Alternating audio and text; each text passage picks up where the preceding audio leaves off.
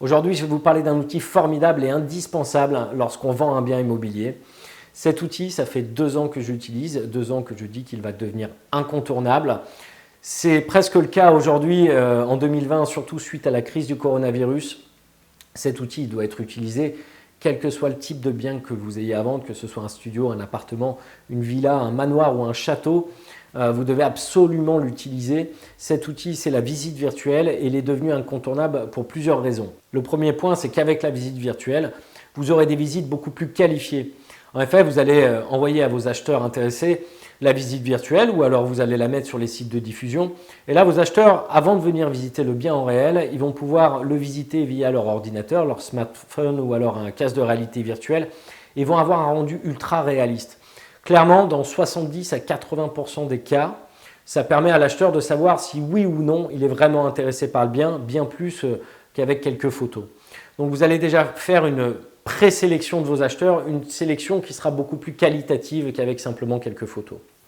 Le deuxième point, c'est qu'avec la visite virtuelle, vous allez pouvoir capter des acquéreurs qui sont éloignés géographiquement. La visite virtuelle, vous pouvez l'envoyer à quelqu'un qui est à plus de 100 km, 200, 500, qui est même dans un autre pays. Et ça va lui permettre de visiter le bien à distance. J'ai moi-même réalisé des ventes avec des personnes qui n'avaient pas encore visité le bien en réel et qui m'avaient déjà fait des offres d'achat suite à la visite virtuelle. C'est un rendu époustouflant, ultra réaliste et clairement dans la plupart des cas, lorsque le bien leur a plu sur la visite virtuelle, c'est confirmé lorsqu'ils visitent le bien dans la réalité. Donc le deuxième avantage, c'est de pouvoir les cibler des acquéreurs éloignés géographiquement.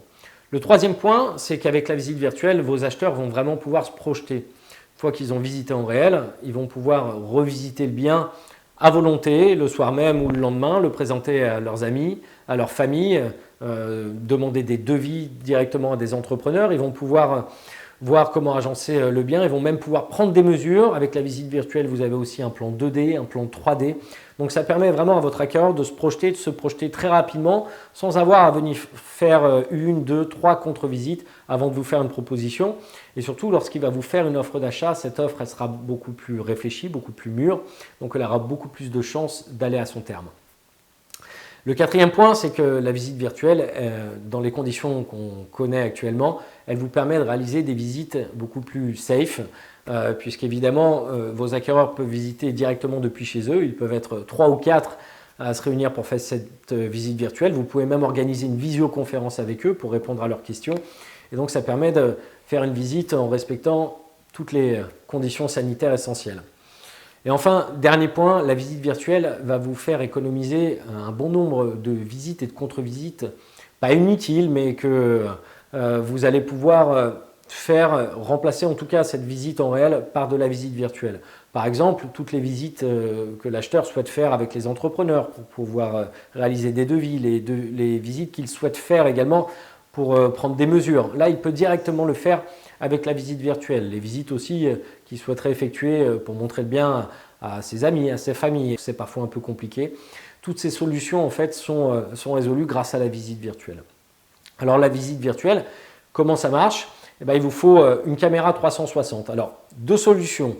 Soit la première chose, vous faites appel à un prestataire de service. Moi, c'est comme ça que j'ai découvert la visite virtuelle liée à la société Lumeo et Simon Hamelin, à qui j'en profite pour passer le bonjour dans cette vidéo et que je remercie pour m'avoir fait découvrir cet outil formidable il y a de ça 2 ans maintenant.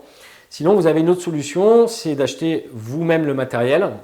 Alors donc, il vous faut une caméra 360, il vous faut également un smartphone ou une tablette et également un ordinateur pour pouvoir ensuite traiter cette visite virtuelle. La Rolls-Royce utilisée par tous les professionnels de l'immobilier, c'est la caméra Matterport. C'est également la plus chère, il faut compter autour de 3 000 € pour cette caméra. Il vous faudra aussi un iPad pour aller avec. Sinon, vous avez d'autres caméras 360. Il y en a une qui est également plutôt de bonne qualité, c'est la Ricoh Theta Z1. Vous avez d'autres caméras un peu plus grand public. Vous avez la Theta V, vous avez également la caméra Insta360. Donc, vous avez tout un ensemble d'outils qui n'ont pas toutes le même rendu. Vraiment, la meilleure qualité, c'est la Matterport. Alors, si vous ne pouvez pas investir dans le matériel, je vous conseille de passer par un prestataire de service. Vous avez aujourd'hui beaucoup de photographes qui proposent la visite virtuelle.